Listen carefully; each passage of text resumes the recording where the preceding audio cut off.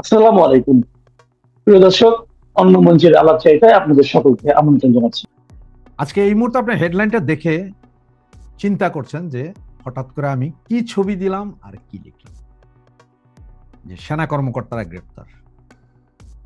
ঠিক, যে সেনা কর্মকর্তারা গ্রেফতার আসলে এখনো হয় নাই, তবে হওয়ার সম্ভাবনা খুবই বেশি। আপনারা জানেন যে গত পরশু দিন আইসিটি মানে ইন্টারন্যাশনাল ট্রাইব্যুনাল বা ইন্টারন্যাশনাল কোর্ট থেকে একটা নির্দেশনা জারি হয়েছে যে গুম খুন হত্যা বিদ্বেষ যা আছে এগুলোতে এইসব সেনা কর্মকর্তাদের গ্রেপ্তার করতে হবে। তার মধ্যে 56 জনের নাম আছে, তার মধ্যে আসলে 17 জন সেনাবাহিনীতে কর্মরত আছে, এবং যারা কর্মরত আছে তাদের ব্যাপারে বলা হয়েছে যে এই ওয়ারেন্ট যাওয়ার সাথে সাথে তাদের চাকরি বাকরি সবকিছু শেষ। আগে একটা সময় ছিল, একটা সময় এটা আসলে সেনা আইনে বিচার হয়, ম্যাক্সিমাম সময় আমরা দেখতে পারি যে সেনা আইনে বিচার হয়, সেনাবাহিনী বিচার করে, ওরা কোর্ট মার্শাল করে, এরপরে কারো চাকরি যায়, কারো সাজা হয়, এটা সেনাবাহিনীর আওতায়। সিভিল কোর্ট থেকে আজ পর্যন্ত কখনো আমরা পাই নাই যে সিভিল কোর্টে এইভাবে কোনো সেনা কর্মকর্তার বিচার। তবে হয়েছে এরকম সম্ভবত যখন সেনাবাহিনীর কোনো কর্মকর্তা বা সৈনিক তাদের চাকরি না থাকার পরে। তো এখন 17 জনের চাকরি আছে, বাকি কিছু কিছু অবসরপ্রাপ্ত আছে, তাদের মধ্যে ম্যাক্সিমামই সম্ভবত দেশের বাহিরে টাহিরেও আছে। এই সমস্ত লোকগুলোকে গ্রেপ্তার করার জন্য নির্দেশ দিয়েছে, এবং ঢাকা পুলিশকে নির্দেশ দিয়েছে আগামী 22শে অক্টোবর তাদেরকে সবাইকে হাতে হাত করা, পেছনে দড়ি বাইধা কিন্তু কোর্টে তুলতে হবে। এখন আপনারা জিনিস চিন্তা করেন, এদেরকে যখন কোর্টে তুলবে তখন নিশ্চয়ই এদের সাথে কিছু মপ করা হবে, ডিম মারা হবে, পাথর মারা হবে, কাউকে কাউকে হয়তো উপর থেকে লাঠি দিয়ে হেলমেটের উপরে বাড়ি দেওয়া হবে, যেটা এখন বাংলাদেশের কালচার। এই অবস্থায় আমাদের সেনাপ্রধান ডক্টর মোহাম্মদ ওয়াকারুজ্জামান সাহেব কি করবেন? অনেকের মধ্যে ধারণা যে গতকাল বিশেষ মিটিং হয়েছে, সম্ভবত গতকালকে সিদ্ধান্ত হয়ে গেছে যে কি হবে না হবে। গতকাল আসলে কোনো সিদ্ধান্ত হয়নি, যতটুকু খবর পেয়েছি এই বিষয়টা নিয়ে আলোচনা হয়েছে দুপুর 1টা পর্যন্ত, সম্ভবত 1টার পরে আবার এই আলোচনা একটু স্থিমিত হয়ে গেছে। সম্ভবত ওয়াকারুজ্জামান কারো না কারোর সাথে কথা বলেছে। আপনি এর আগেও জানেন, আমরাও ভিডিও করেছি, ওয়াকারুজ্জামান আপনার প্রধান বিচারপতি, তারপরে আমাদের প্রধান উপদেষ্টা কবিরাজ ডক্টর মোহাম্মদ ইউনূস এবং আমাদের মহামান্য রাষ্ট্রপতির সাথে কথা বলেছে, এইসব বিষয়ে আসলে নেগোসিয়েশন করার জন্য চেয়েছে। তবে সেটা না হয়ে এখন এই যে কালকে গত পরশুদিন ওয়ারেন্ট ইস্যু করা হলো। আর এদেরকে ধরার জন্য, এই 56 জনকে ধরার জন্য সবচেয়ে বেশি উদ্গ্রীব নাহিদুল ইসলাম, টাকলা ফুহাদ, এরা। যদিও সেনাবাহিনীতে 2-3টা গ্রুপ আছে, একটা মুক্তিযোদ্ধাপন্থী গ্রুপ, একটা জামাত বিএনপি গ্রুপ, এরকম আছে। তবে আসলে সব গ্রুপ বাদ দিলেও সম্ভবত সেনাবাহিনীতে একটা প্যারালাল, যে ওরা ওদের মতো চলে। এখন মূল কথা হচ্ছে যে 1972 সালের 1952 সালের যে সেনা আইন, সেই আইনে বিচার হবে না সিভিল কোর্টে বিচার হবে, এটা নিয়ে এখন সবাই কথা বলতেছে। কিন্তু যা হওয়ার তা তো হয়ে গেছে অলরেডি, যেহেতু এটা পেপার পত্রিকা সব জায়গায় চলে আসছে, এদের গ্রেফতার করতেছে। এবং আবার কি বলেছে, যারা কর্মরত আছে তাদের চাকরির ওইখানেই শেষ, মানে গত পরশু দিনে ওদের চাকরিও শেষ হয়ে গেছে।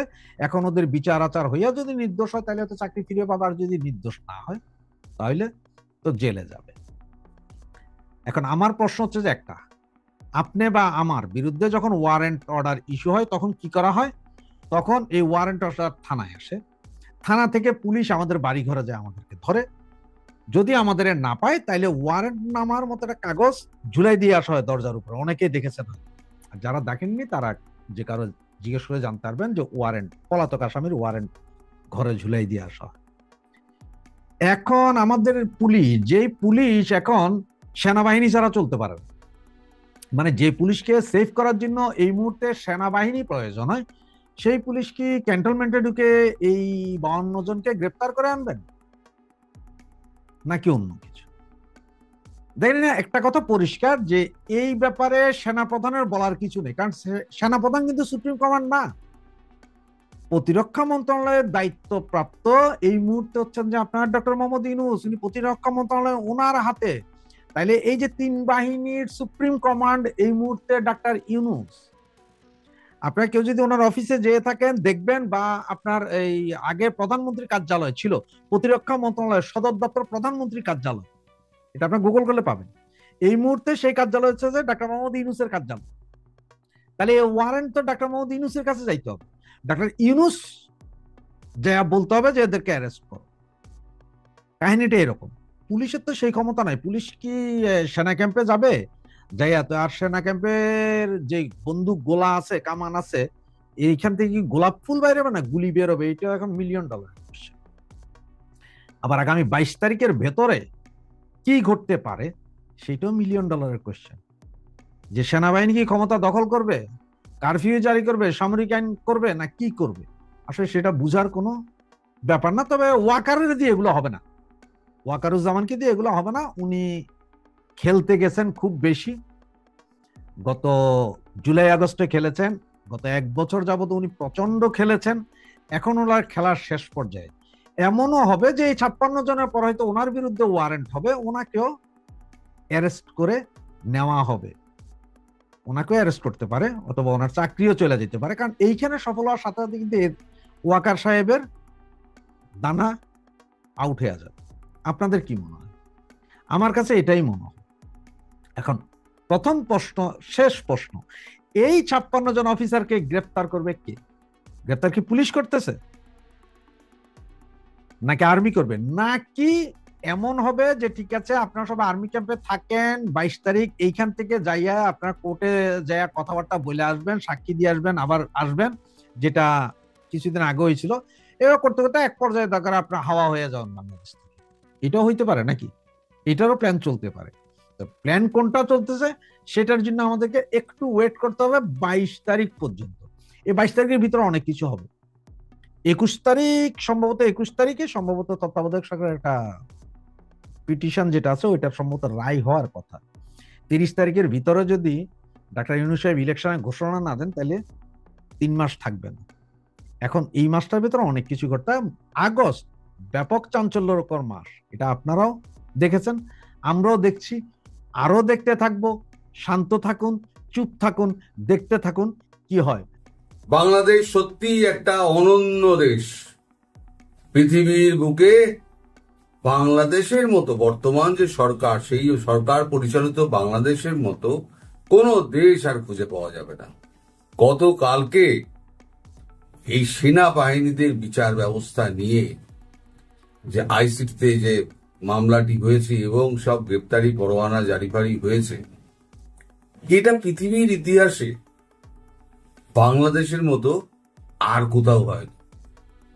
সেনাবাহিনীর নিজস্ব বিচার ব্যবস্থা থাকা সত্ত্বেও পাবলিকলি তাদের বিরুদ্ধে এরকম একটা বিচার ব্যবস্থার ব্যবস্থা করা হচ্ছে। এই খবরটা যখন সেনাবাহিনীর কাছে যায়, যতটুকু আমি খবর পেয়েছি, তাদের মধ্যে প্রচন্ড অসন্তোষ দেখা দেয়। 54 না 56 জনকে এটা করা হয়েছে।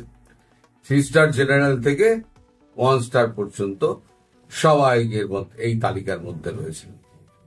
তার মধ্যে সৎ অফিসার রয়েছেন, তার মধ্যে অসৎ অফিসার থেকে থাকলেও থাকতে পারেন, আমরা জানি না, এমনও আছে। তো যাই হোক, সৎ হোক অসৎ হোক, তার তো ক্রিমিনাল প্রসিডিংস মামলায় তো হবে না। এই যে আইসিটি যেটা করা হয়েছে ট্রাইব্যুনাল, সেখানে তো ইউনূসদের বিচার হওয়ার কথা, উল্টে সেনাবাহিনীর বিচারের ব্যবস্থা করা হচ্ছে। আরো খেলুন, চুকিতকিত খেলুন না, কুমির ডাঙ্গা আরো খেলুন। এই সম্পূর্ণ দায় নিতে হবে ওয়াকারুজ্জামানকে। সেনাপ্রধান বরাবর চুকিতকিত খেলে এসছেন, কুমির ডাঙ্গা খেলে এসছে। এই কুমির, আমি তো চলে নেমেছি, আমায় ধর, টক করে ডাঙায় উঠে পড়লেন। তারপরে এই গালে একবার চুমু খাচ্ছেন, ও গালে একবার চুমু খাচ্ছেন। সবার কাছে উনি ভালো হয়ে থাকতে পারেন, মানে থাকার ওনার ইচ্ছা। উনি যে বুঝতে পারছেন না যে নিরাপরাধ হিসেবে উনি যে একটা এক্সিট পাবেন এবং দেশে থাকতে পারবেন, সেরকম কোনো কাজ উনি আজ পর্যন্ত করেননি। উনি সেনা সদস্যদের চটিয়েছেন, উনি দেশের মানুষকে চটিয়েছেন, এবং যাদের জন্য উনি করলেন, শেখ হাসিনাকে মারার প্ল্যান থেকে আরম্ভ করে একেবারে ব্যারিকেড খুলে দিয়ে সমস্ত আওয়ামী বিরোধী সমস্ত জনতাকে, বৈষম্য বিরোধী সমস্ত জনতাকে তিনি সব ঢুকিয়ে দিলেন শেখ হাসিনাকে মারার জন্য। তো যাই হোক, শেষ মুহূর্তে শেখ হাসিনা কি করে বেরিয়ে এসছে সে তো আপনারা সবাই সে ঘটনা জানেন। যাদের জন্য উনি করেছেন, আজকে তারাই ওই চুকিতকিত খেলার জন্য ওয়াকারুজ্জামানকে এই প্যাচের মধ্যে ফেলবে। এখন ওয়াকারুজ্জামান হচ্ছে এমন একটি বাপুরাম সাপুরে, কোথা যাস বাপুরে, ওই করে শুধু ফোঁস ফাঁস, মানে না ঠোস ঠাস। আমার সেই কবিতাটা মনে পড়ে গেল। এই বাবুরাম সাপুরে হচ্ছে ওই বাবুরাম সাপুরের যে সাপটা, সেই সাপটা হচ্ছে গিয়ে ওয়াকারুজ্জামান। আমি শুধু বলি যে ভারত কিন্তু অনেক দূরদৃষ্টি সম্পন্ন দেশ। অনেক আগে বুঝে গেছিল এ মালটা ঠিক না, এ মালটা পুরো জালি, একে বিশ্বাস করা যায় না। দেখুন, প্রমাণ কিন্তু হলো ও নিজের লোকেদের ক্ষেত্রেও কিন্তু ও জালিগিরি করলো। আজকে সর্বত্র নিন্দিত এবং চূড়ান্তভাবে হেনস্থা হওয়ার মুখে ওয়াকারুজ্জামান এসে দাঁড়িয়েছেন। কালকে সন্ধ্যেবেলা যেটুকু খবর পেলাম, কালকে সন্ধ্যেবেলা সেনা দপ্তরে ওয়াকারুজ্জামান গেছিলেন, ওয়াকারুজ্জামান ছিলেন সেখানে। কিছু অফিসার তার সঙ্গে দেখা করতে আসেন, এসে বলেন, স্যার কি হচ্ছে? উনি বলেন, দেখছি। তা একজন বোধহয় ওনার খুব পরিচিত ছিল, তার নাম হচ্ছে রফিক, লেফটেন্যান্ট জেনারেল রফিক। তিনি আগে একটা কোন ক্যান্টনমেন্টে ছিলেন, কোথাও জিওসি ছিলেন, তারপরে এখন ওনাকে অন্যত্র বদলি করে দেওয়া হয়েছে, কোন একটা রাইফেল ডিভিশনে বদলি করে দেওয়া হয়েছে। তো রফিক, তুমি কিছু বলছো না কেন? তা রফিক বলছেন, আপনারই দেখছি করতে করতে আমরাই কোনদিন দেখছি হয়ে যাব। বলে, যা বলার পরিষ্কার করে বলো। বলে, আর পরিষ্কার করে বলার আমাদের কিছু নেই, শুধু এটুকুই বলছি, আপনার দেখছি করা দেখে আমরাই দেখছি হয়ে যাব। তারপরে উনি একটা রবিবার দিন একটা সভা ডেকেছেন, দরবার বলছেন না উনি সভা ডেকেছেন। আবার ফোঁসফাঁস করবেন কিছু একটা, সেই জন্য সভা টভা ডেকেছেন। তার মধ্যে আজকে সকালবেলাতে এই যে ওয়াইফ অ্যাসোসিয়েশন আছে না, সেনাবাহিনীর পত্নীদের স্ত্রী যারা আছেন তাদেরকে একটা ওয়াইফ অ্যাসোসিয়েশন আছে, সেই ওয়াইফ অ্যাসোসিয়েশনের 24-25 জন মহিলা তার সঙ্গে দেখা করতে গেছিলেন, যে আদৌ কি হচ্ছে, আমাদের হাজবেন্ডের সঙ্গে এইটা কি হচ্ছে এটা জানার জন্য গেছে। তাদের সঙ্গে কি কথা হয়েছে না হয়েছে সে তো আমি এখানে বসে বুঝতে পারছি না, তবে তারা যে একেবারে গোমরা মুখে বেরিয়েছেন এবং তাদের যে রাগ, একে অপরের সঙ্গে মেয়েরা অনেক কিছু পরিষ্কার মানে চেপে রাখতে পারে না, মেয়েরা খুব তাড়াতাড়ি বিস্ফোরিত হয়। মেয়েদের মধ্যে, মহিলাদের মধ্যে যারা গেছিলেন, যারা ওয়াকারুজ্জামানের সঙ্গে কথাবার্তা বলেছেন, তারা এতটাই উত্তেজিত ছিলেন যে উত্তেজিত হয়ে আলোচনা করতে করতে তারা এক জায়গায় জটলা করেন, তারপর যে যার গাড়িতে উঠে চলে যান এবং যাওয়ার সময় বলে যান, ঠিক আছে আমরাও দেখব। এই কথাটা কিন্তু বলেছেন, আমরাও দেখব। তারা তো দেখবেন না, দেখবেন তাদের হাজব্যান্ডরা। এখন এই যে সেনাবাহিনীর দপ্তরে এই সমস্ত গন্ডগোলগুলো হচ্ছে, রবিবার পর্যন্ত যে কোথায় গিয়ে অবস্থা দাঁড়াবে ওয়াকারুজ্জামান কিন্তু জানেন না। আর এদিকে আমাদের মোহাম্মদ ইউনুস, ডক্টর মোহাম্মদ ইউনুস, আবার মোহাম্মদ ইউনুস বললে অনেকে আবার রাগ করেন, নবীর নাম টাম ধরে বলা যাবে না। তো যাই হোক, ডক্টর মোহাম্মদ ইউনুস তিনি তো আবার রোম যাচ্ছেন। শফিকুর রহমান তার যে চেলা, সেই চেলা যাওয়ার ডেটটি ঘোষণা করেছেন, আসার ডেট কিন্তু বলেন। লোকে তো বলে এখানে এখানে যাচ্ছেন উনি, 11 তারিখ থেকে 11 তারিখ অব্দি থাকবেন, এর ওর সঙ্গে দেখা করবেন, তারপর অমুক তারিখে উনি ফিরে আসবেন। এখন সাংবাদিকদের এমন অবস্থা, কেউ আর ঘুরিয়ে জিজ্ঞেস করতে হয়তো সাহস পায়নি যে তিনি কবে আসবেন, এরকম শোনা গিয়েছে। এখন পরে যেটা জানা যাচ্ছে, আমাদের দেশ মারফত জানা যাচ্ছে যে তিনি যাচ্ছেন পোপকে ধরতে। পোপকে ধরে উনি ম্যাক্রন, আমাদের ফ্রান্সের রাষ্ট্রপতি, ম্যাক্রোকে রাজি করানো যে ফ্রান্সে তার যদি একটা থাকার জায়গা হয়। মানে উনি তো বুঝেছেন ওনাকে যেতে হবে, পায়ের তলায় মাটি নেই, যেতে হবে। কিন্তু কোথায় যাবে? ভারত তো বলে দিয়েছে আমি ট্রানজিট দেব, কিন্তু থাকতে দেব না। এখন ভারতে এসে কারোর সঙ্গে দেখা টাকা করলেও করতে পারেন এমন কথাবার্তা শোনা যাচ্ছে, হয় যাওয়ার পথে, আর যদি ফিরে আসেন তাহলে আসার পথে। আর উনি যাওয়ার পর কবে ফিরবেন তো বলা যাচ্ছে না। উনি যাওয়ার পর বাইরে বসে জল মাপবেন, জল মেপে উনি দেশে ফেরার ব্যবস্থা করবেন। তার জন্যই হয়তো দেশে ফেরার ডেটটা উনি ডিক্লেয়ার করেন। তবে আমাদের কাছে যেটা খবর আছে সেটা হচ্ছে পাখি বোধহয় উঠতে চলেছে। মানে ডক্টর মোহাম্মদ ইউনুস, সোজা কথায় বলতে গেলে ডক্টর মোহাম্মদ ইউনুস উড়ে গেলেও যেতে পারে। এই যে রোম যাত্রা, তার বাংলাদেশ ছাড়ার অন্তিম দিন বোধহয় 12 তারিখ বোধহয় উনি যাচ্ছেন, 12ই অক্টোবর। ফেরার ডেট কিছু হয়নি। এখন উনি চলে গেলে এই সরকারের মধ্যে কি হবে আন্দাজি করতে পারছেন। আমি গতকালকে একটা বলেছিলাম যে একটা রক্তক্ষয়ী সংগ্রামের দিন কিন্তু আসছে, সেটা একদম মানে পরিষ্কার দেখা যাচ্ছে চোখের সামনে। আমার ভাসছে যে আগামী 1 সপ্তাহ 10 দিনের মধ্যে বাংলাদেশের বুকে কি কি ঘটতে পারে। বলেছি না, খুব ভালো কিছু ঘটবে না, খুব খারাপই হবে। আর যারা এখানে রয়েছে তারা কিন্তু কেউ পার পাবেন না। এর মধ্যে ইন্টারেস্টিংলি আবার সমস্ত এয়ারপোর্ট গুলোকে চূড়ান্ত সতর্কতা জারি করা হয়েছে। ভারত কিন্তু আক্রমণ করবে এখনো কিছু বলেনি।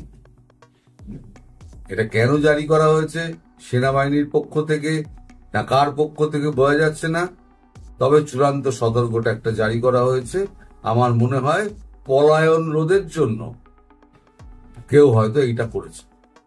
কে করেছেন পরে জানা যাবে, কেন করেছেন পরে জানা যাবে। তবে অবস্থা খুব একটা সুবিধের নয়। আর আমাদের বাপুরাম সাপুরের যে সাপটা, যেটা ওয়াকারুজ্জামান, তিনি হয়তো গদিতে নাও থাকতে পারেন, এমন ইশারা কিন্তু পাওয়া গেছে। তার গদি কিন্তু গেল। ওয়াকারুজ্জামান সামনে এখন মরণ বাঁচন সমস্যা। ধনী মাছ নাচুই পানি করতে গিয়ে উনি নিজের ক্যারিয়ারটা শেষ করে দিয়েছেন। যেখানে তিনি জাতির কাছে একজন মহানায়ক হতে পারতেন, তিনি হয়ে গেলেন একজন খলনায়ক। সবাই ভালো থাকবেন, সুস্থ থাকবেন এবং সাবধানে থাকার চেষ্টা করবেন।